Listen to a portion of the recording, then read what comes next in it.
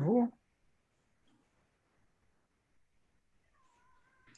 Já está pelo Facebook, presidente. Acabei de ver Perfeito. Aqui a mensagem. Então, podemos iniciar. Muito bem. Eu quero dar início a esse nosso evento de hoje, abertura de 2021 dos trabalhos da Escola da Abrat.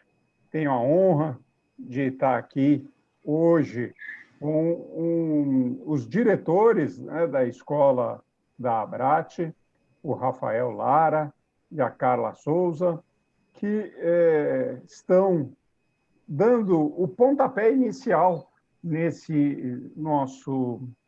nossas atividades da escola, hoje com uma convidada muito especial, a nossa querida Luciana Pereira, que é advogada trabalhista e é conselheira da ASP, Associação dos Advogados de São Paulo, que é uma grande parceira da Abrat, né? A ASP e a Abrat têm feito muitos eventos em conjunto.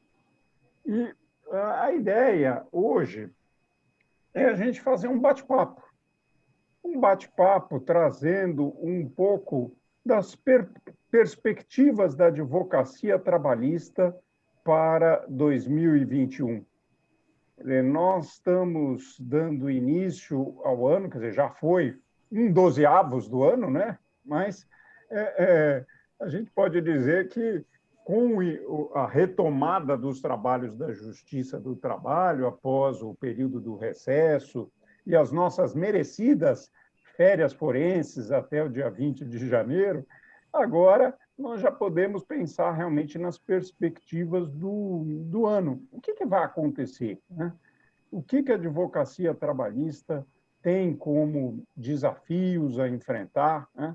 Ainda bem que nós tivemos uma boa notícia no final do ano passado, que foi o atendimento pelo TST daquele requerimento feito pela Abrat, junto com a OAB, e a ASP também participou, que foi o de adiar, ou de tornar, não adiar, de tornar facultativo o uso do PJE-Calc. Senão a gente já começava o ano com uma bomba em cima das nossas cabeças, né? Tendo que usar aquele programa para qualquer liquidação de sentença, liquidação de petição inicial, para cálculos, e isso não ficou obrigatório para a advocacia. A decisão que o TST deu foi a de tornar facultativo o uso do PJE-Calc para os advogados, as advogadas, e obrigatório para os usuários internos da Justiça do Trabalho. Então, menos mal, quer dizer, nós podemos utilizar o PJE-Calc se for conveniente para nós. Se não for, né, nós vamos continuar usando o sistema que for o mais adequado. Eu sei que advogadas não gostam muito de cálculo, né? Geralmente pede para o contador fazer, e aí prepara uma planilha lá, manda para a gente só peticiona, né? Mas fica assim aberto para a advocacia usar da melhor maneira e definir se quer ou não se valer do PJE-Calc. Esse é um dos temas, mas temos várias coisas, vários assuntos, tanto de direito material quanto de direito processual. Então, tenho certeza que a abertura dos trabalhos da Escola da Abrat hoje vai nos proporcionar um momento muito agradável e de muita reflexão importante para nós. Então, era isso, Carla. Faça as honras da casa aí, como nossa diretora. Olá, olá, boa tarde. Aqui em Mato Grosso são 17h05, mais horário de Brasília, São Paulo, Goiânia, né? Temos já às 18 horas. E é com muita alegria que nós iniciamos esses eventos, esse projeto da escola, e tem muita coisa no nosso relatório, né, Rafael? Temos muita coisa para executar nessa gestão comandada aí pelo nosso presidente, professor Otávio. E hoje a escolha do tema foi aquilo que aflige a muitos, desde a jovem advocacia até aqueles mais experientes, sobre as perspectivas, né, para a nossa classe, para esse ramo que nós abraçamos ou que nos abraçou para o ano de 2021. Então, nada mais importante do que iniciarmos com essa reflexão, com esse diálogo. E para isso, estreia também nos nossos eventos o nosso diretor, Rafael Lara Martins, que já abraça tantas missões no associativismo, como diretor da ESA, Goiás, conselheiro federal, professor, advogado, e abraçou também, né, professor Otávio, a missão de dirigir a escola da ABRAT, e com ele a doutora Luciana Pereira Souza, advogada também, conselheira da ASP, mestre em Direito pela PUC São Paulo, instituição também de onde eu saí, da minha pós-graduação, no mestrado, doutorado, então é uma alegria tremenda. E eu já quero saudar os alunos da Universidade Federal do Rio Grande do Norte, viu, doutora Luciana, doutor Rafael? Hoje nós temos alunos da prática jurídica da UFRN, alunos da professora doutora Yara Gugel, que nos assiste. Temos também o grupo de pesquisa, o núcleo de pesquisa e extensão da FADUSP, dirigido pelo professor doutor Guilherme Feliciano. E temos também Dr. Jerônimo José Batista, Dr. Lauro de Campos e tantos outros que já começaram a aparecer aqui no chat, que, se tiverem também perguntas depois, podem deixar que a gente vai fazer. E para que os palestrantes, aqueles que vão nos enriquecer, abrilhantar essa nossa tarde, esse nosso início de noite, eu já passo a palavra para o Dr. Rafael Lara. Um abraço, querido, bom vê-los, registro aqui todos com muita saúde. Obrigada, vamos lá. Boa noite, Carla, boa noite, meu presidente Otávio, boa noite, minha querida copainelista Luciana. Quero dizer da alegria de estar aqui e da alegria maior de termos aqui ao vivo no Facebook, já tanta gente assistindo no Facebook, e aqueles que decidiram assistir aqui também pelo Zoom. São todos muito bem-vindos. Um grande abraço, sincero abraço e deferência a todos vocês. A Carla é sempre muito cortês, simpática e até exagerada no carinho com a gente, né, nos levantando tanto a bola, mas eu quero agradecer, Carla, de forma muito especial. Eu não poderia deixar de dizer, na abertura do ano da ABRAT, o quanto honrado eu estou em poder fazer parte e contribuir com a escola da Associação Brasileira dos Advogados Trabalhistas. É muita honra mesmo. Diria até que na cadeira do presidente Otávio, para triplicar a nossa honra e a nossa responsabilidade. Então, é de fato um desafio, mas em contribuir para a advocacia trabalhista nacional é algo dentro daquilo que eu acredito muito, que é a educação e a preparação de nós, advogados e advogadas, é algo que não tem palavras para descrever. E peço licença a todos para fazer uma consideração muito especial mesmo, ao meu presidente, ao presidente Jerônimo, que está aqui nos acompanhando no Zoom, que é o presidente da AGATRA, Associação Goiana dos Advogados Trabalhistas. Não poderia deixar de saudar com todo... E aí eu tenho licença poética, presidente Otávio, por um bairrismo, para saudar aquele que eu considero o grande presidente de associação de advogados trabalhistas do país, meu presidente Jerônimo, puxando o saco mesmo para o estado de Goiás. E também vejo aqui presente a segunda deferência de licença poética aos notáveis, né? Notáveis sempre presentes e notáveis sempre prontos aqui conosco. Por falar em pessoas especiais, a Benizete está dizendo que o áudio está baixo. Eu gostaria de um feedback dos demais, se está baixo mesmo, ou se de repente é lá no computador da Benizete. Eu acredito que pode ser o seu, professora Benizete, muito amada por todos nós, porque aqui, pelo menos para mim, está ok. A Luciana também disse, então, professora Benizete, eu aumento a minha responsabilidade, a minha honra em tê-la aqui, você sabe o quanto eu lhe admiro, como advogada, como professora, como mulher e como pessoa que mantém posições sempre muito firmes e de exemplo.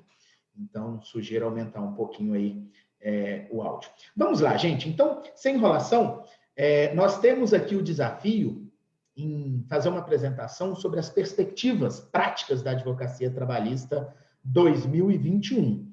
Então, essa perspectiva prática, para a gente falar isso em 20 minutos, eu e 20 minutos a Luciana, e depois a gente fazer um bate-bola, ouvindo e com a participação aí dos nossos queridos Carla e Otávio, é um desafio de síntese, acima de tudo. E nesse desafio de síntese, eu quero começar, no lugar de falar de 2021, olhar para trás um pouquinho, né? Eu preciso puxar um pouquinho esse gancho para a gente entender qual que é o cenário que a gente está entrando no ano 2021.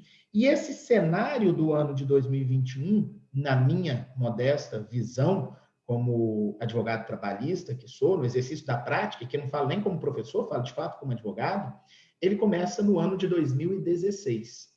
Por quê que ele começa no ano de 2016? Porque no ano de 2016 a gente tem um fato político absurdamente relevante no país, e aí eu não estou dizendo aqui, gente, eu quero fazer uma ressalva gigante. Eu não estou aqui opinando sobre os fatos políticos, opinando sobre política, não interessa se eu sou favorável, contrário, se isso foi bom, se isso foi ruim, eu estou aqui me atendo a fatos, tá certo? E eu acho que a gente tem essa missão de fazer isso, se até as fatos e pensar na consequência disso da advocacia trabalhista. A gente pode falar se isso é bom e ruim em outros fóruns adequados para tanto, mas nesse momento o que aconteceu? Tivemos o impeachment da presidente Dilma. E o que isso tem a ver com perspectiva trabalhista 2021, Rafael? Porque é impossível falar em direito do trabalho sem falar em política, e porque a política é o tamanho e o formato e o tipo de Estado que a gente escolhe viver. E aí é natural. Eu escolho um Estado mais conservador, eu tenho uma redução de direitos trabalhistas, de direitos sociais, e eu escolho um Estado mais vanguardista, eu tenho uma maior proteção de trabalhadores, maiores direitos sociais. E quando a gente tem ali o impeachment de uma presidente e a assunção de um grupo político com um pensamento ideológico liberal, se assim pudermos dizer, a gente começa o caminho para uma reforma trabalhista, o que iria impactar a advocacia trabalhista por muito tempo, como a gente está vendo hoje, 5 anos depois. O caminho começou em 2016, em 2017 nós tivemos efetivamente a reforma trabalhista, em novembro de 2017, com a reforma trabalhista, eu vi muita gente falando, acabou a advocacia trabalhista, eu vou fechar o escritório, eu vou mudar de área.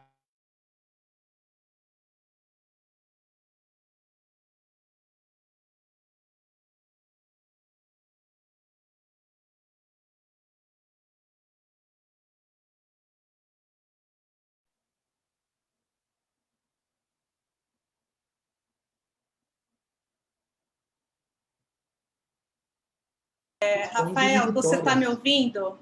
Perfeitamente. Ficou mudo e as pessoas estão já dizendo. Voltou. Agora voltou. Agora voltou. Ok, desculpa, obrigado. Então, eu não sei que horas que eu fiquei mudo, eu vou fazer um resgate de raciocínio rápido aqui de 30 segundos, né?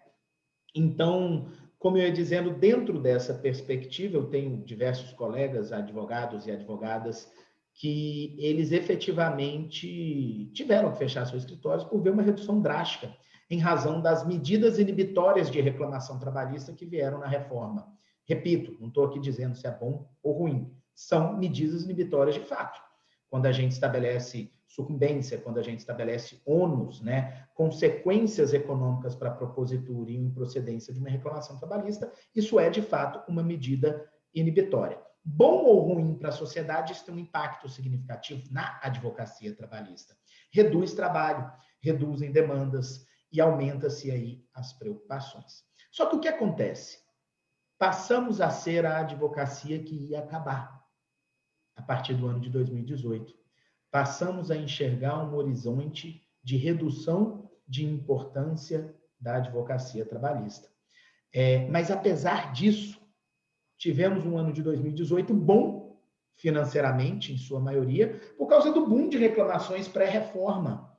E, consequentemente, de 2019 também. Chego até a dizer que vivemos um ouro de tolo em 2019, uma vez que a gente via diversos processos iniciados no final de novembro de 2017 chegando a um desfecho econômico, né? Isso ainda prorroga-se até 2022, naqueles escritórios que têm uma atuação que não se resolveram em acordos, mas na grande maioria a gente acaba chegando numa solução em 2019. E aí vem 2020, um ano que eu já previa que ia ser um ano absurdamente difícil para a advocacia trabalhista. E aí aconteceu o que ninguém, em absolutamente nenhum momento, poderia imaginar que aconteceria, a pandemia da Covid-19. E algo assim que não é que ele mudou a advocacia trabalhista, ele mudou o contexto social, político, econômico, de absolutamente todas as classes e as categorias. E nos trouxeram para um momento que a gente imaginava que iria viver, do ponto de vista tecnológico e da interação, talvez daqui 5, 10 anos. Eu costumo dizer que a pandemia, do ponto de vista profissional, foi um acelerador do futuro. E, de fato, a gente passou a perceber uma advocacia trabalhista diferente. A gente passou a gostar, e mesmo não gostando, a se acostumar com isso aqui que a gente está vivendo agora. Com o online, com primeiro uma Abrat Live e agora com uma Abrat Online, né? Onde a gente ainda sente falta do calor do abraço e dos cafés, mas que começa a achar bom ver as pessoas por esses quadrados aqui dos vídeos que ficam na nossa frente. E, paralelamente a isso, enquanto na economia, enquanto na sociedade, todas as áreas do direito se desmoronavam, enquanto as relações de trabalho no mundo inteiro se desmoronavam, o direito do trabalho brasileiro ele surge como uma flor no deserto, para literalmente dar um sopro, ainda que as pessoas não enxergassem naquele momento, de salvação social mínima ali. Por que eu digo isso? Uma das primeiras medidas que a gente se deparou foi com o Reino Unido, com a maior liberação econômica de ajuda a trabalhadores do mundo, naquele primeiro momento. Liberando muitas libras, o que traduzindo para reais eram milhões e milhões de reais, quem dera tivéssemos aquele caixa, independente de ter. Nós percebemos ali, numa sociedade bem liberal, numa expectativa de ajuda econômica do Estado aos trabalhadores. Algo interessante. Sem ninguém saber quanto tempo aquele lockdown ia resistir. A gente pensava em 15 dias. A gente passou a falar em 30. Meu Deus, será que 45? E daqui a pouco está fazendo aniversário. Eu já estou vendo os eventos, viu, presidente Otávio? 1 ano de lockdown, retrospectiva trabalhista. Vai ser os eventos. A escola já pode até pensar em alguma coisa. Gente, 1 ano de pandemia. Minha esposa vacinou hoje, presidente. Minha esposa vacinou hoje. Está lá num dos grupos de trabalhadores da saúde, foi convocada para a vacinação. E eu provavelmente vacinarei no fim do ano. Então, são diferenças de perspectivas muito grandes. E aí a gente volta aqui para o que aconteceu no Brasil. Por que eu disse que o direito do trabalho, nessa loucura, salvou alguma coisa? Veio a MP 927, já com um monte de novidade, uma portarias e uma loucura, fazendo com que os advogados trabalhistas fossem fonte de inspiração e consulta de todo mundo. Eu ajudei colega tributarista, penalista, agrarista, de todas as áreas, porque ele falava, cara, eu não sei o que eu faço aqui, o povo está me perguntando, eu preciso dar uma solução. Ninguém tinha outra área do direito para conversar naquele momento, março, abril, maio, que não o direito do trabalho. E a gente renascendo das cinzas, como eu disse, como uma flor do deserto, recuperamos ali a dignidade de uma advocacia que vinha sendo açoitada desde 2017. Abrindo-se um leque de importância. E aí nós tivemos aí a MP 936, suspendendo-se contratos, reduzindo jornadas e abrindo ali garantias de emprego para um país que ia precisar funcionar adiante. E naquele momento as pessoas não fizeram essa conta, né? Eu estou suspendendo aqui, mas eu tenho que dar a garantia de emprego ali da frente. Mas isso, do nosso jeito, com a nossa jabuticabinha brasileira tão querida, nós garantimos uma longevidade de relações de trabalho, apesar do grandíssimo número e aumento do desemprego no país. Seria infinitamente maior se não tivéssemos as proteções trabalhistas que nós temos aqui no Brasil. nos Estados Unidos nós chegamos ao índice, lá no início da pandemia, de 27% de desempregados. Porque não tinha trava, não tinha preocupação, não tinha valor de rescisão. Olha, não precisa vir mais não, obrigado, até semana que vem está aqui os dias que você trabalhou.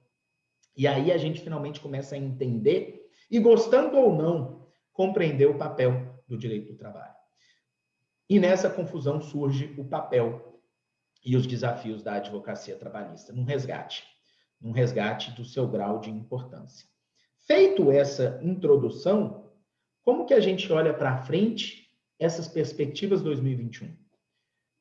Tem um grande amigo que, quando eu começo a fazer um cenário, ele vira para mim e fala, tá bom, e a minha parte em dinheiro, que hora que vem? Porque, afinal de contas, e eu digo, nós temos um papel nobre, um papel constitucional, um papel de respeito dos direitos sociais e da proteção de empregados e empregadores na Justiça do Trabalho e extrajudicialmente, mas acredito que eu e a grande maioria de vocês vivem de advocacia, né?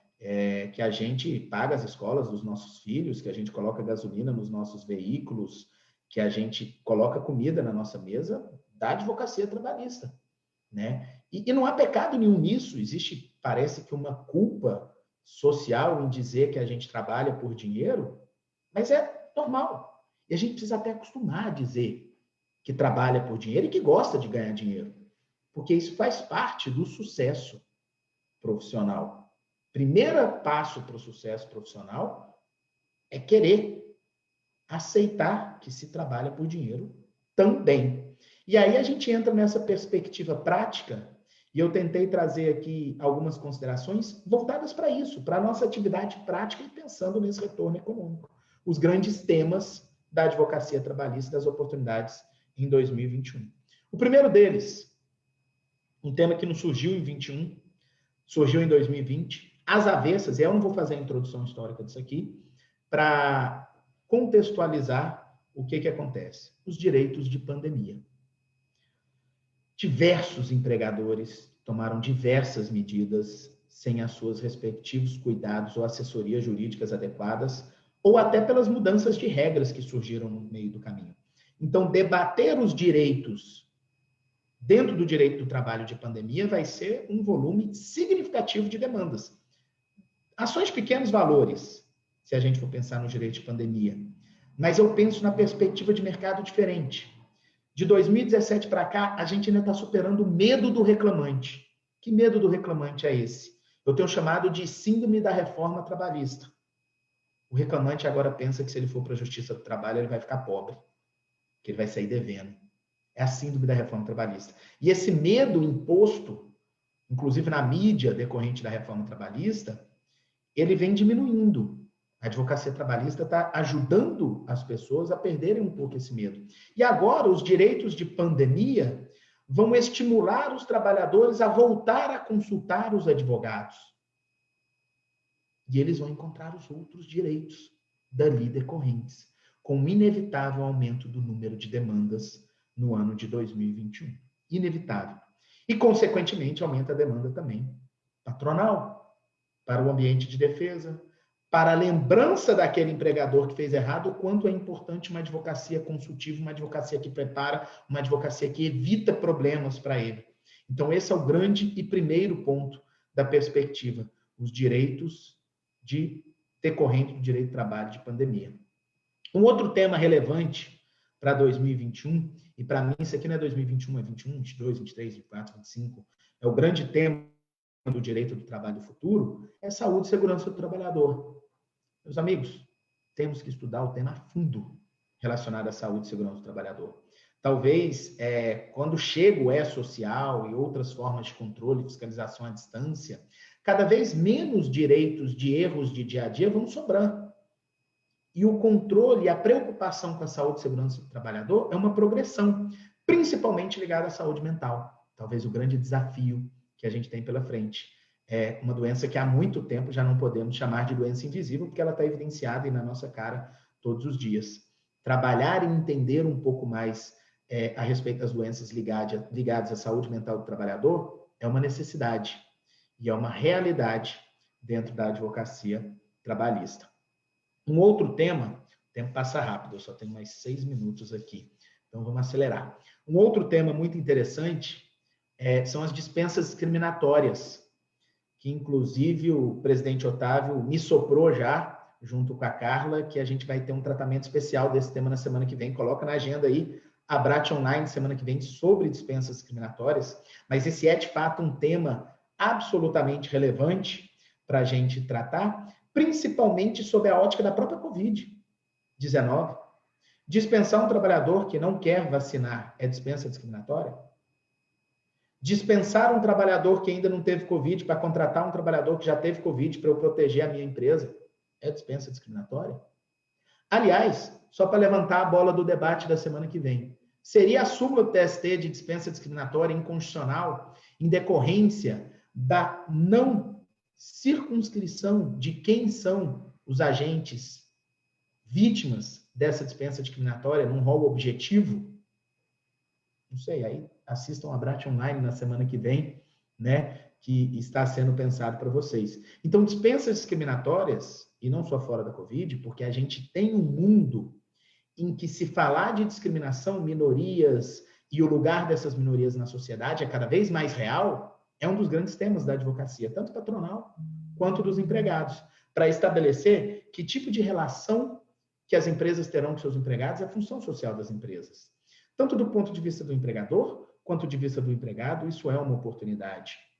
Uma outra oportunidade que eu trago para vocês é que é oportunidade de negócio, gente. Oportunidade de negócio. Eu tenho chamado, professor Otávio, de novo direito contratual trabalhista. E eu tenho dito, falei lá já na comunidade notável de prática trabalhista, meus amigos advogados trabalhistas, se eu puder deixar um conselho essa noite para vocês, que eu tenho certeza que vale para todo mundo, matriculem-se urgentemente num curso raiz, num curso civilista de direito contratual. Advogados trabalhistas estão sendo demandados cada vez mais para relações contratuais e nunca nos preocupamos em estudar para tal. E aí, outro dia eu recebi lá num grupo de WhatsApp, alguém pediu um modelo de um TRCT de MEI. Ora, eu falei, como assim, né? O cérebro deu um boot. TRCT de MEI, não tô entendendo esse negócio. Para você ver o tamanho da loucura das pessoas. E aí nós temos que estudar direito contratual porque as relações de trabalho estão se contratualizando.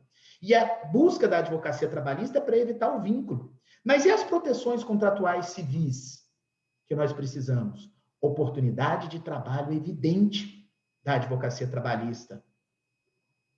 Uma outra oportunidade que nós temos são todas, e essa é infinita. Inclusive, eu vou poder falar sobre ela com um pouco mais de calma no evento de sábado, coordenado pelo professor Yuri Pinheiro, Fabrício Lima e a professora Vólia. E eu vou falar lá especificamente sobre o teletrabalho e as grandes teses para 2021. Mas um outro grande tema é o teletrabalho, tanto patronal quanto do ponto de vista empregado. Uma fonte inesgotável de desafios na advocacia, o teletrabalho. Tanto para montar as políticas, para estabelecer os tipos de jornada, estabelecer as relações de saúde e segurança do trabalhador, estabelecer as relações contratuais, buscar direitos decorrentes do estabelecimento desprezado de formalidades pelos empregadores e empregados, não apenas no período de pandemia, mas inclusive no período de pandemia, o teletrabalho, que era algo que girava em torno de 7% a 15%, tem uma estimativa de virar 30% a 40% dos trabalhadores do Brasil. Isso é muito significativo para o mercado de trabalho na advocacia trabalhista. E deixo por último, e não menos importante, para eu partir para o meu encerramento, antes que a doutora Carla me mande uma mensagem falando, falta um minuto, né? Antes que ela faça isso, e aí você vai falando assim para ela entender que ela não precisa mandar, e você sempre tem uns 2 minutos desse jeito, Luciano. Fica a dica aí. Aí os outros 2 últimos temas, eu acho que são os temas que são os mais instigantes, na minha opinião. 1, compliance. 2, LGPD. Sobre o compliance, ele é uma realidade. Mas, pelo amor de Deus, não o compliance fazendo o que a gente faz há 50 mil anos de consultoria e de regimento interno da empresa, coloca um embalo bonitinho, uma fita vermelha e entrega para o cliente chamando de compliance. mas o compliance propriamente dito, com os pilares de um programa de compliance, com denúncia, com investigação, com sentimento de ética e de respeito à legislação e não cumprimento formal da legislação. Compliance é uma grande oportunidade de mercado, inclusive o compliance trabalhista. É uma grande oportunidade de mercado para todos. E, por último, e não menos importante, mas com uma visão diferente que eu tenho do que o compliance, a Lei Geral de Proteção de Dados. Vou apanhar pelo que eu vou dizer, porque eu acredito que muita gente discorda, mas não é problema da advocacia trabalhista, LGPD. A gente tomou conta da LGPD porque em 2020 a gente estava tão no ritmo de tomar conta de todos os cursos e lives que estavam acontecendo, que quando surgiu o LGPD, a gente pôs debaixo do braço e falou, vai também. Mas a LGPD não foi criada para advocacia nem para o direito do trabalho. Aliás, não tem nada de direito do trabalho na LGPD. A LGPD foi pensada pensando em direito do consumidor e direito digital. Aliás, o foco é o consumidor. O trabalhador está ali de passagem, por acidente, porque é pessoa natural. Não que não tenhamos que nos proteger e pensar nos dados dos trabalhadores e na intimidade e na privacidade do trabalhador. Mas desculpa, desde 1988 isso é garantido, não precisava de LGPD para isso, com relação aos trabalhadores. Tá? Só que isso é uma oportunidade. Eu vou confessar uma coisa a vocês. Quando eu sento com uma empresa, ela fala, normalmente, a LGPD nas empresas ou está sendo cuidada pela TI, ou pela jurídico, ou pelo RH. É um desses três que cuida. Quando é todo mundo junto, é lindo, porque vai dar certo. Quando é só um dos três, é um desespero, porque vai dar errado em algum momento. Tá certo? Agora, se a gente for parar para pensar, quando eu sento com um empresário e o RH é enviado, ele fala, nossa, nós estamos muito preocupados com o LGPD. Aí eu viro para eles e falo, e eu estou muito preocupado com vocês. Ele fala, por quê? Porque, na minha modesta opinião, o RH, as relações de trabalho, é o menor dos problemas que vocês têm da LGPD. E se você estiver pensando na LGPD só do ponto de vista do RH, você vai perder quase que 80% dos cuidados da LGPD. Então, a LGPD é uma grande oportunidade? É. Mas tira da sua cabeça que ela se resume às relações de trabalho. Não se iludam com isso. A LGPD é muito mais. Você tem que parar e estudar a LGPD de verdade. Porque ficar fazendo formuláriozinho e documento para o RH colocar trabalhador para assinar, isso aí a gente já faz. Por amor ao debate, desde sempre. Doutora Carla, meu presidente Otávio, minha querida doutora Luciana, eu passei 3 minutos do meu tempo para ser transparente, honesto, extremamente compliance com vocês. Peço desculpas por isso, mas foi a minha introdução que eu enrolei demais. Gratidão a todos e estou aqui para os nossos debates finais. Obrigada, Rafael. Eu quero só registrar para o Dr. Lauro que eu já anotei a pergunta dele e que eu vou deixar para fazer ao final, porque talvez a doutora Luciana até responda, mas em todo caso, no final eu vou fazer, viu, Dr. Lauro? Doutora Luciana, com a palavra. Seja bem-vinda ao nosso evento. Muito obrigada, Carla. Boa tarde a todos e todas. Boa tarde, presidente, querido Otávio. Boa tarde, Rafael, meu caro colega. E a todos os participantes que nos assistem. Eu vou fazer uma rápida descrição, uma audiodescrição, porque eu não sei se tem pessoas com portadoras de deficiência visual. Eu sou morena, pele branca, cabelo escuro, tenho cabelo acima do ombro, estou usando óculos e atrás de mim existe uma parede cinza clara. Bom, eu queria dizer para vocês que, primeiramente, estou muito honrada de fazer parte desse painel e quero fazer aqui uma ressalva. Longe de ser palestrante, eu vim aqui com o propósito de, como o nosso presidente comentou no início, de bater um papo com vocês sobre as perspectivas práticas da advocacia trabalhista, porque é difícil traçar, né, um exercício de futurologia é muito difícil, até porque nós vimos mudanças drásticas acontecendo no último ano, nos últimos anos, já desde a reforma trabalhista para cá, mas eu acho que é importante nós tentarmos fazer uma avaliação a partir da nossa vivência. Eu sou advogada trabalhista há 25 anos, eu já passei por algumas mudanças legislativas substanciais, e isso nos permite olhar para esse mercado da advocacia com um pouco mais, um otimismo de certa forma, mas um realismo que exige que seja o norte, né, de como vamos atuar daqui para frente. É muito desafiador falar depois do Rafael, porque o Rafael é sempre brilhante, conciso, claro e perspicaz nas suas colocações, mas eu vou tentar trazer um olhar, até porque nós temos muitos acadêmicos de direito aqui conosco, eu quero trazer um olhar, algumas reflexões sobre as mudanças que estão ocorrendo na advocacia, mas algumas coisas que nos exigem, algumas exigências do mercado que nos exigem dar alguns passos para trás e tentar redesenhar o modo como nós vamos prestar esse serviço tão importante, que é essa assistência aos trabalhadores ou mesmo às empresas, né? Como o Rafael comentou, nós passamos pela reforma trabalhista. Como é que estava o mercado até então? Nós percebíamos um grande acúmulo de ações em grandes bancas, uma tendência à fusão de grandes escritórios. Nós víamos os acadêmicos saindo das faculdades procurando áreas mais sedutoras e com uma promessa de sucesso profissional, com grandes oportunidades de ganho, áreas de IPO, áreas de direito internacional, até de compliance, enfim, outras áreas do direito que eram muito mais sedutoras e aparentemente ofereciam sucesso profissional. E aí, para somar a esses fatores todos, nós tínhamos essa concentração de uma quantidade absurda de ações em grandes bancas e começávamos a ver o profissional que atua na Justiça do Trabalho atuando num mercado extremamente fragmentado.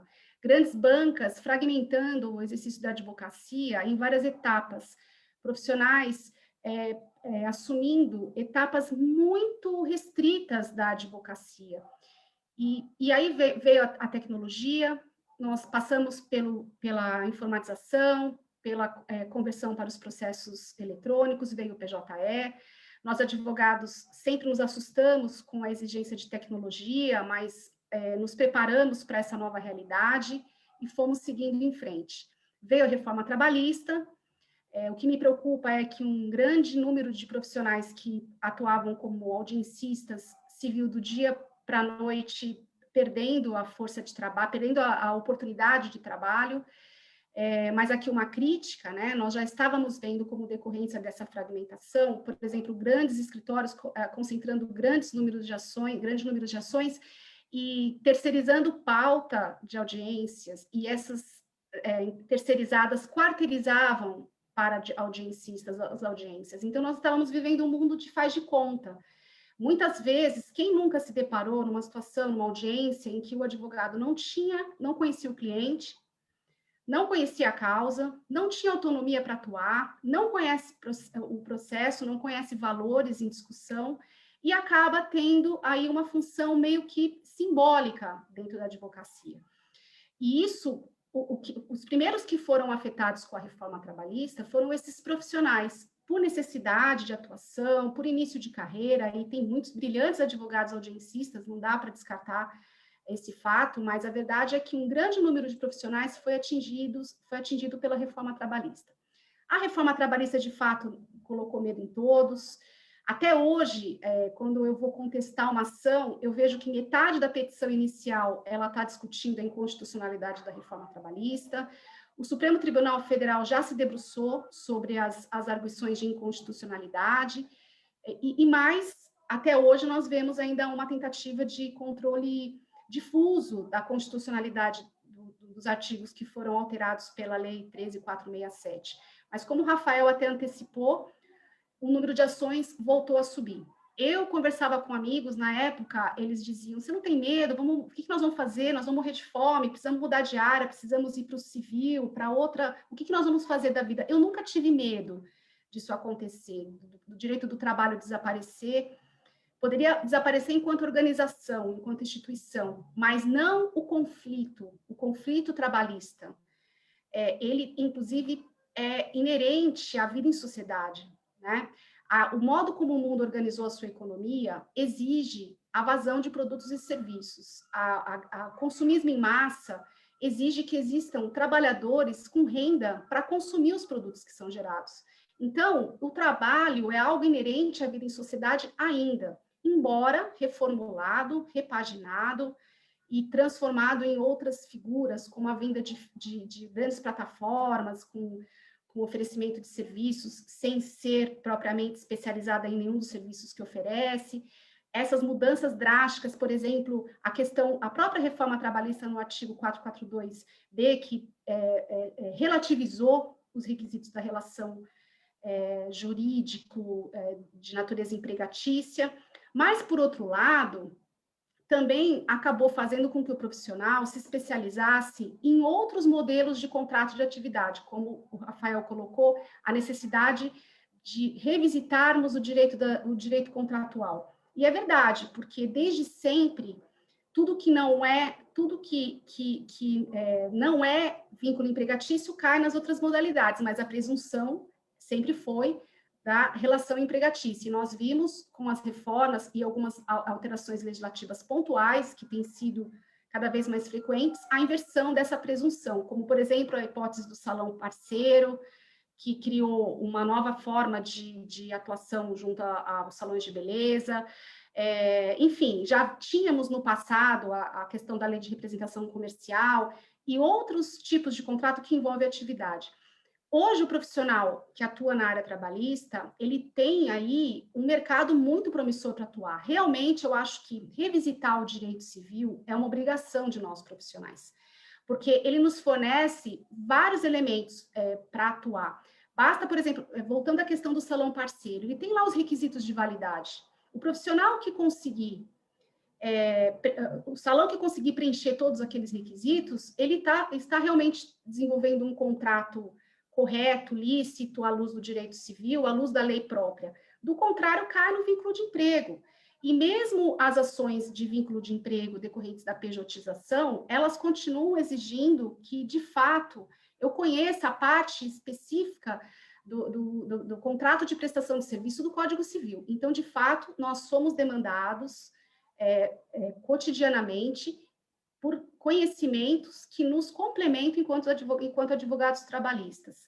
Mas, indo um pouco além, o que eu entendo também como uma oportunidade é a própria alteração do direito coletivo de trabalho.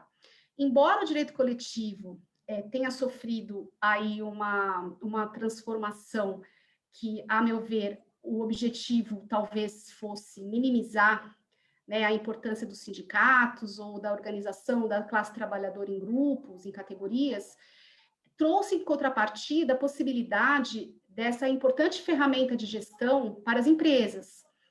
E o profissional que atua nessa área, ele não pode ter medo de mergulhar nesse universo. É um universo muito rico enquanto ferramenta de gestão e também um campo de atuação muito promissor para o advogado trabalhista. Na pandemia, até por conta da área de atuação, da minha área de atuação, eu acompanhei diversos dissídios coletivos que foram instaurados para tentar resolver os problemas pontuais gerados pela pandemia relacionados a home office, relacionados à questão do fornecimento de máscaras, de higienização no ambiente de trabalho, de afastamento de gestante, de afastamento de idosos. E isso acabou gerando um grande número de dissídios coletivos, e o profissional teve que ser demandado nessa área, embora ainda concentre um número menor. Mas o profissional do direito do trabalho, ele também tem que perder o medo e tem que fazer cursos de profissionalização, de capacitação, existem muitos aí no mercado, para aprender a trabalhar com direito coletivo. Perder um pouco de medo do sindicato. O empresário acha que, com a mudança drástica que ocorreu na questão de contribuições para o sindicato, a facultatividade das contribuições, os trabalhadores não são mais vinculados a nenhuma categoria. É como se não precisasse mais seguir convenção coletiva. E eu acho isso um equívoco enorme. Nós, advogados da área, temos o papel de orientá-los a não ir por esse caminho. E, aliás, a usar o direito coletivo, a negociação coletiva, como uma ferramenta de gestão. Nada melhor do que água benta que cai sobre a norma coletiva por um período de vigência, com concessões que vão vigorar pela vigência, no prazo de vigência da norma, e solucionar grandes questões jurídicas que podem aparecer, até como forma de contenção de demandas ou para que aquele empresário consiga harmonizar as questões trabalhistas com a necessidade da empresa. E seguindo um pouco mais, eu vejo também como uma grande oportunidade a sustentação oral, porque com a vinda das audiências telepresenciais e com as sessões virtuais, nós tivemos, em alguns aspectos, um fator de grande insegurança para todos os profissionais, tanto que relutamos muito em aceitar as audiências telepresenciais, mas, por outro lado, isso pode ser, até para os profissionais nesse período de pandemia, uma forma de continuar prestando serviço, de continuar tocando os processos e permitindo que a tutela jurisdicional, enfim, possa ser prestada. Embora enormes críticas a esse modelo, o modo como ele foi instaurado, sem consultar a advocacia, mas isso é uma outra questão. O fato é que, com as sessões telepresenciais, se antes eu não podia ir até Brasília sustentar oralmente no processo, hoje eu tenho a possibilidade de fazer isso no meu escritório, com um custo pequeno para o meu cliente. E eu posso convencê-lo a escolher as teses que vale a pena defender e posso fazer essa defesa com uma tranquilidade, entrando numa sessão e fazendo isso rapidamente. Aliás, a questão da sustentação oral, que é muito importante na advocacia trabalhista, e eu entendo que o advogado trabalhista ele está muito familiarizado com o acesso ao juiz, ao magistrado, por conta da quantidade de audiências que ele realiza. Não dá para comparar a nossa experiência acumulada com audiências com as outras áreas do direito. Nenhuma outra área do direito tem tanta audiência como o processo do trabalho. E nós temos a oportunidade de usar essa ferramenta hoje com um plus, porque se você vai fazer uma sustentação oral, você tem tudo online. Se você precisa fazer uma sustentação oral, você pode estudar como aquela turma julga, porque você tem o acesso aos julgamentos. Você pode entrar no site e acompanhar o julgamento, estudar aquela turma, como ela vem decidindo, qual juiz que pensa favoravelmente a minha tese, qual pensa contrário à minha tese, onde eu tenho que investir na minha argumentação. São ferramentas que a pandemia nos trouxe por conta da virtualização da prestação jurisdicional. E eu acho que também é um ganho para o advogado investir nessa linha de atuação. Agora, em termos gerais, né, pensando um pouco, fazendo uma autocrítica, né, o que eu acho que a tecnologia também impactou nas nossas vidas é o seguinte: muitos profissionais, muitos escritórios investem muito mais em tecnologia do que na excelência da advocacia. Faço aqui uma reflexão.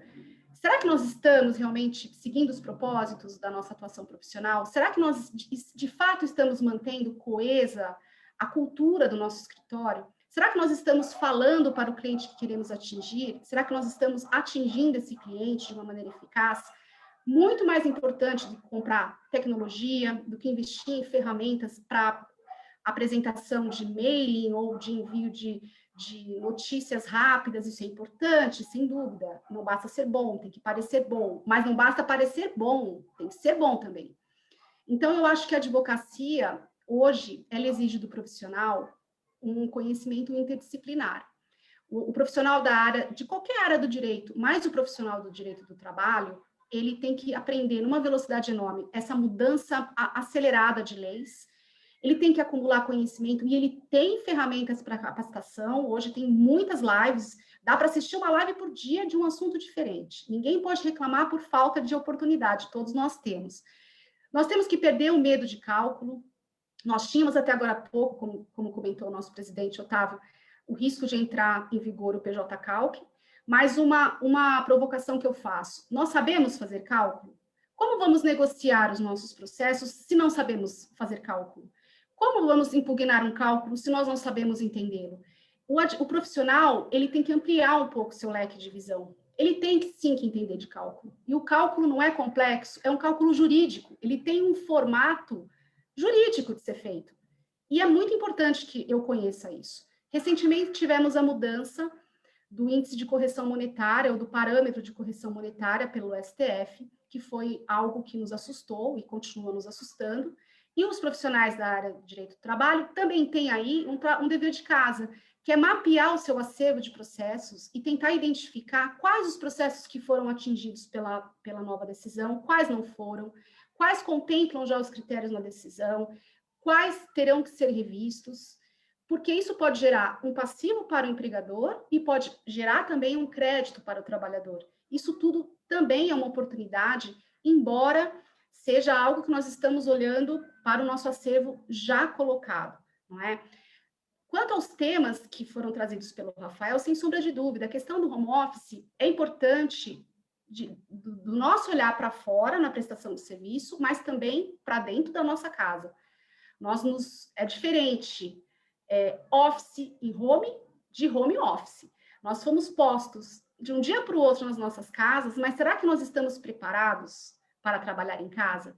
Não basta comprar um computador com vídeo bom, com áudio bom, fazer audiências telepresenciais. Como é que estamos interagindo com as equipes?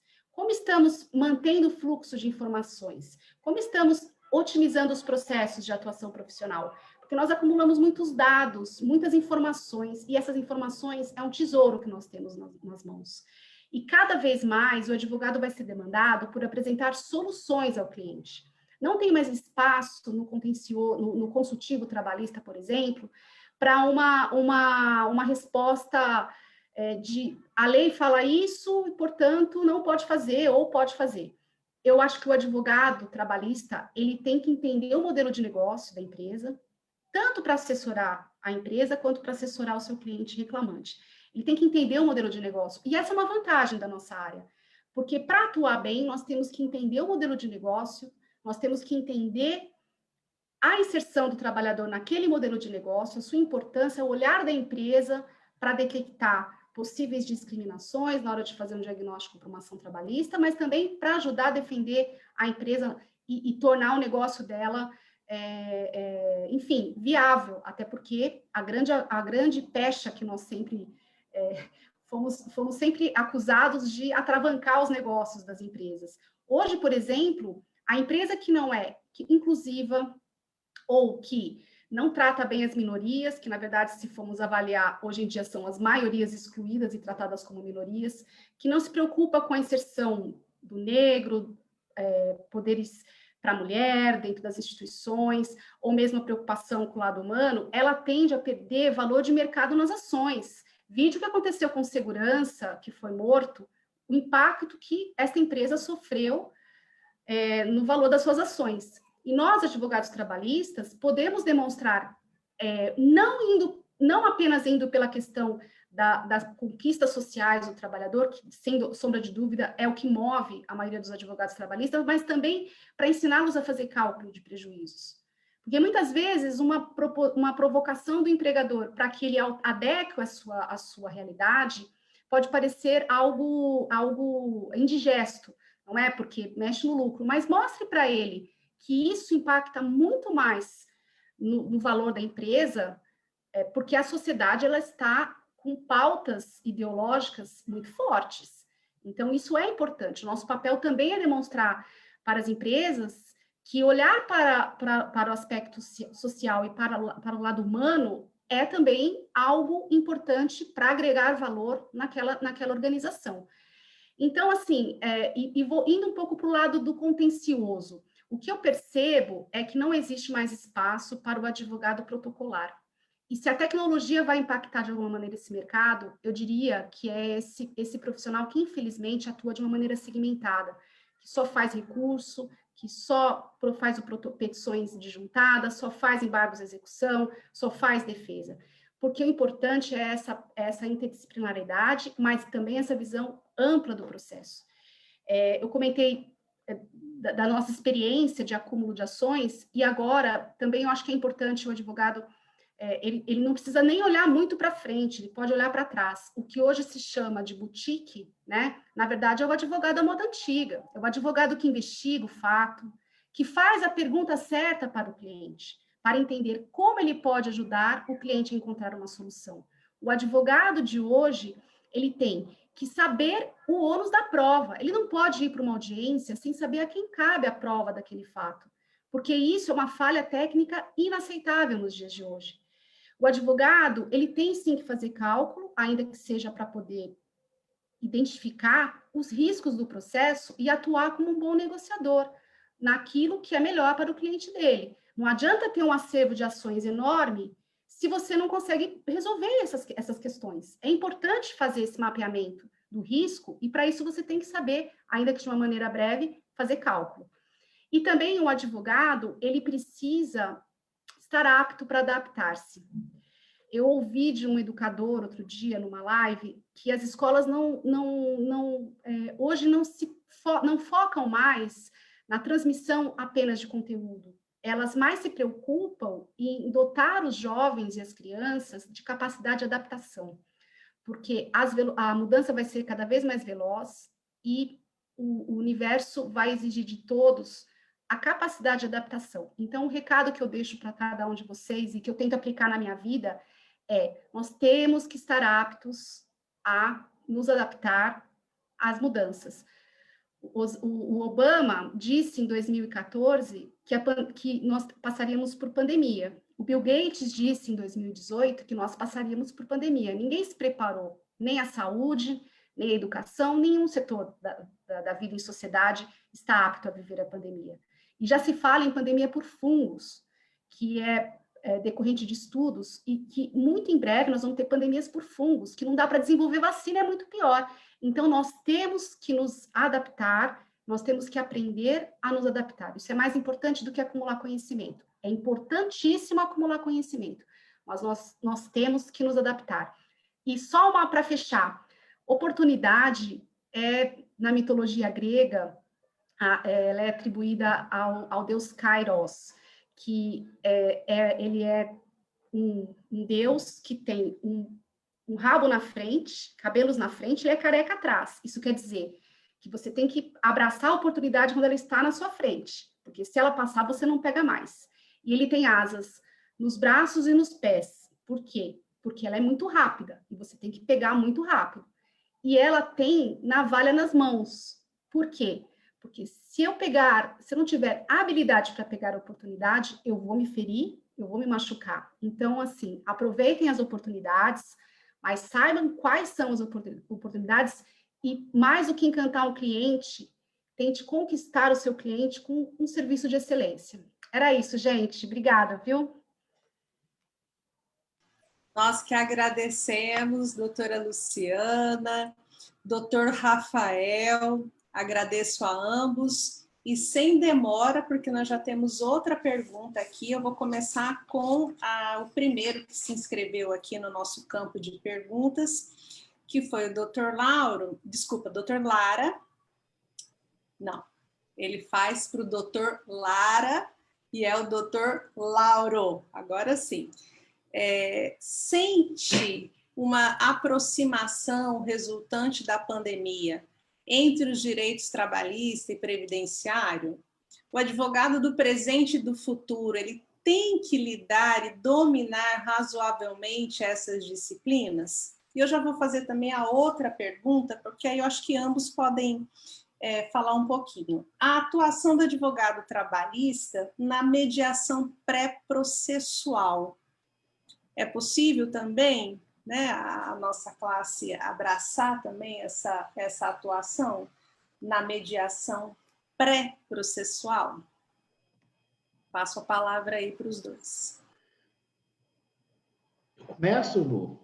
Pode começar. Tinha uma pergunta dirigida especificamente a você, pode começar. E depois eu... Tá, o Lauro me provocou sobre a multidisciplinariedade da advocacia, e ele falou de direito trabalhista e previdenciário, né? Eu acho que, independentemente da pandemia, eu sempre defendi um conhecimento multidisciplinar naquelas áreas correlatas, mas aprofundado, vertical, naquela área de domínio. Acho que é isso. Não dá para ser advogado trabalhista sem saber o mínimo razoável e de sobrevivência, como eu costumo dizer, do direito previdenciário, do direito tributário, inclusive, relacionado às verbas trabalhistas. Eu dizia agora há pouco do direito contratual, né, dentro da área civil. E aí eu nem vou falar de constitucional, porque direito do trabalho e direito constitucional, eles são o mesmo ramo de direito para a nossa atuação profissional, um pouco de internacional, desde que começou-se a falar com mais constância nos controles de convencionalidade, né? O professor Otávio fala tão bem disso, e de forma que o exercício da advocacia ele passa a ser multidisciplinar desde sempre. Agora, eu vejo o que aconteceu na prática é que a advocacia de reclamante abriu os olhos para a advocacia previdenciária com o decréscimo da quantidade de ações trabalhistas, né? Eu passei a perceber a advocacia de reclamante abraçando a advocacia previdenciária também. É um nicho que você já tem acesso às pessoas, que você já tem, que você já está habituado a se relacionar com aqueles clientes e que você tem oportunidade de trabalho cruzada. O cliente previdenciário, ele é um potencial cliente trabalhista e vice-versa. Então, eu vejo essa atuação para a advocacia de pessoas físicas, de reclamante, numa atuação muito, muito eficaz e financeiramente inteligente. Já na advocacia patronal, ela é mais complexa, porque o previdenciário de custeio, se assim a gente pode chamar, é um ramo do direito largado, né? Porque o previdenciarista normalmente não quer porque ele é previdenciarista de benefício. Regra geral, tá, gente? Não é todo mundo, não. Mas, via de regra, ele é previdenciarista de benefício. O trabalhista patronal pensa que é tributário e não abraça. O tributário pensa que ele é meio trabalhista e não abraça. E aí tem tanta pouca gente no mercado que conhece de verdade o previdenciário de custeio que acaba sendo um mercado de oportunidade, né? Eu não me aventuro, é complexa a área do previdenciário de custeio. Lógico que eu não estou falando do dia a dia, de uma consulta, isso aqui incide, aquilo incide. Estou falando de recuperação de créditos e coisas bastante relevantes. Tem, de fato, um mercado muito legal para trabalhar nisso aí. E é isso que eu penso a respeito. A outra pergunta, eu não me lembro mais qual era.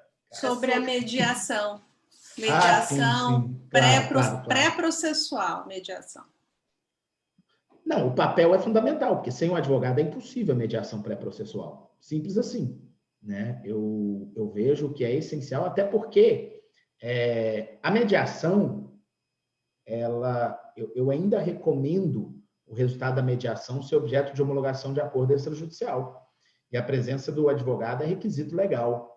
E saber trabalhar essa ideia de mediação e de solução do conflito antes da reclamação trabalhista e aprender a cobrar isso é uma oportunidade. Eu recebi ontem um livro, professor Otávio, e um livro que eu acho que tem tudo a ver com o que a gente está falando sobre oportunidades e que, inclusive, eu percebi que o autor dele está aqui nos assistindo. Então, eu quero pedir licença, presidente, para indicar, porque eu acho que é um livro bem adequado, do André Ziprer, ele está aí, e ele escreveu uma obra falando sobre a intermediação de trabalho via plataformas digitais. Tem ou não tem tudo a ver com essa advocacia trabalhista 2021, com esse novo mercado, com essas novas perspectivas? Absolutamente tudo a ver. Fica a dica aí, o abraço para o meu amigo André.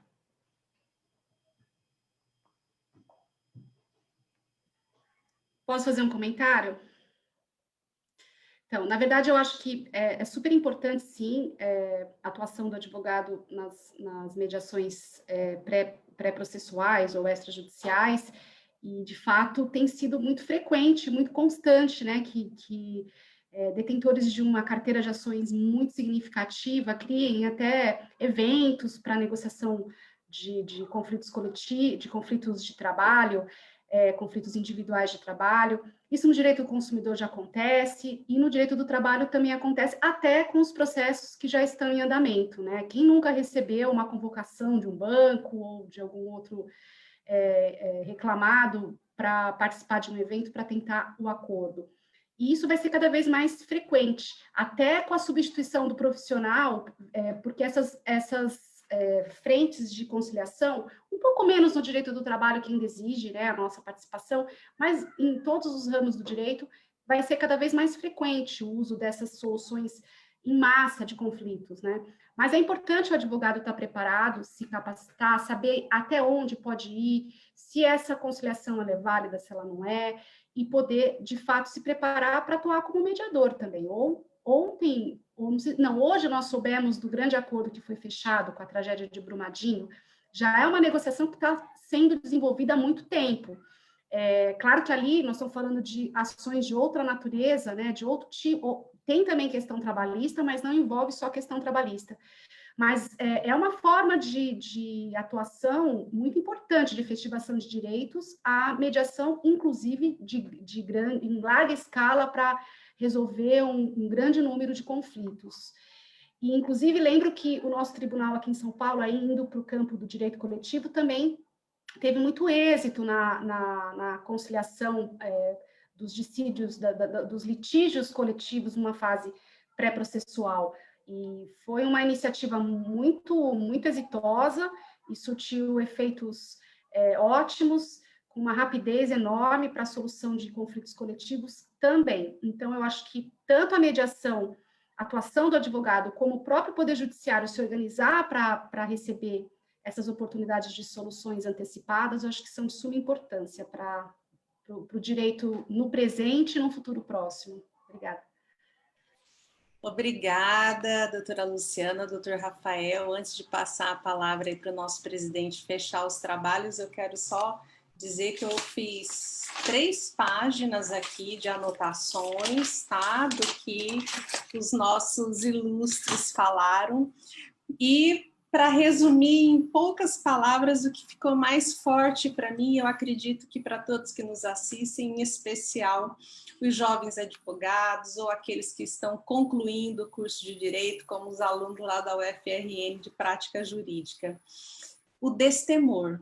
Tanto o doutor Rafael quanto a doutora Luciana nos deixam aqui palavras de encorajamento. E a advocacia é isso, a advocacia é para os fortes, para os corajosos e corajosas. Então, nós temos aqui, neste início de trabalho da Escola da Abrat, 2 falas que convergem para esse alerta para todos nós, e até para aqueles que já militam há muitos anos. Nós não devemos ter medo de mergulhar em águas mais profundas, de cálculos, de revisitarmos o direito civil, que muitos estudaram na faculdade e entendem que não tem por que estudar. E sim, nós precisamos, nós devemos estudar outras áreas que abraçam o nosso sistema de direito material e que convergem, sim, inclusive para o bom andamento processual da causa, que a doutora Luciana também chamou a atenção para os aspectos do ônus da prova, por exemplo, do quanto é essencial a advocacia trabalhista dominar o ônus da prova, né, para fazer uma boa audiência, especialmente se essa audiência tiver que ser ainda por videoconferência, como está acontecendo em muitas cidades e muitos estados aí do Brasil. Então, eu quero ressaltar também algumas dicas que eu vou colocar aqui, alguns alertas importantes sobre temas como a saúde e a segurança do trabalhador, com foco para a saúde mental, que o Dr. Rafael bem colocou, as dispensas discriminatórias, a importância de estudarmos os contratos, o teletrabalho como fonte inesgotável, tanto para a advocacia patronal como para a advocacia, né, dos empregados, o direito coletivo, não temos que ter medo do direito coletivo. O direito coletivo está aí, a doutora Benizete nos lembrou, é a base, é a origem. Né? Se temos o direito do trabalho individual, é porque nasceu de lutas coletivas. Né? E é importante ressaltar isso. E, para fechar, ambos colocaram, né, de forma muito apropriada, com bastante autoridade, o trabalho humano na centralidade da vida, da economia, né, do social, da política, né, com a importante caminhada histórica que ambos fizeram, do porquê estamos aqui hoje, né, desde 2016 até aqui. Então, é importante, sim, olhar para trás para que a gente possa enxergar futuros mais promissores para a nossa atuação. Então, registro que esse evento ele vai ficar gravado no Facebook. Nos próximos dias, ele vai também para o nosso canal do YouTube. Caso alguém não assistiu, pode assistir ou assistir novamente para fazer aqui as anotações. E, Rafael, obrigado, querido, doutora Luciana, e passo a palavra para o nosso presidente Otávio. Muito obrigado, Carla. Olha, sensacional, viu? Acho que para o início do ano, primeira atividade da Escola da Abrat, muito bom, agradeço a Luciana, ao Rafael, pelas reflexões importantes que foram trazidas. E vejam só, aos nossos queridos colegas, estudantes, todos aqueles que estão acompanhando esse nosso evento. Pensa que você se formou, virou advogado, né? E aí acabou, quer dizer, não precisa mais estudar? Está errado, né? Nós somos eternos estudantes de direito. Vamos ter que ficar estudando a vida inteira, tem que gostar de ler, gostar de pesquisar, pensar sobre os assuntos. Os problemas que foram trazidos aqui mostram bem isso, LGPD, né? Os contratos, novos tipos de contratos que visam substituir o contrato de trabalho. Rafael, aquela história lá de TRCT de MEI, imagina, né? Quer dizer, o microempreendedor individual tem que ter um modelinho de termo de rescisão de contrato? Que história é essa? E nós é que vamos ter que tratar, lidar com esses assuntos, né? Então, vejam como a advocacia trabalhista tem inúmeros temas a abordar. Acho que a Luciana lembrou muito bem também essa questão da atualização dos créditos trabalhistas. Gente, esse é um tema que nós vamos nos debruçar sobre ele ao longo de 2021. Seja advogado de reclamante, seja advogado da reclamada. Nós vamos ter que verificar a decisão do Supremo, se aquela decisão se aplica ao nosso caso, é Selic, ou vai ser IPCA, ou vai ser TR, depende se transitou em julgado, se não transitou em julgado, ou seja, é muito trabalho, muito estudo, muita reflexão. E exatamente por isso, para encerrar o nosso evento de hoje, eu já quero fazer uma chamada para a semana que vem, quando nós vamos discutir um tema que o Rafael já antecipou aqui, né? Na verdade, o que aconteceu? Essa semana foi dado um parecer pelo Procurador-Geral da República, Augusto Aras, defendendo a inconstitucionalidade da súmula 443 do TST, aquela que trata da presunção de despedida discriminatória para o empregado que é portador do vírus HIV. Ora, essa é a DPF, que foi ajuizada pela CNI, pela Confederação Nacional da Indústria, e que será ainda apreciada pelo Supremo. Mas o Procurador-Geral da República já disse que é inconstitucional. Olha um tema aí que nós vamos, então, nos deparar na prática trabalhista em 2021. Né? Então, para já estudar isso, para a gente já se preparar, já fica o convite para o Abrat Online da semana que vem. Mais uma promoção da Escola da Abrat. Muito obrigado, gente. Um prazer estar com todos vocês aqui.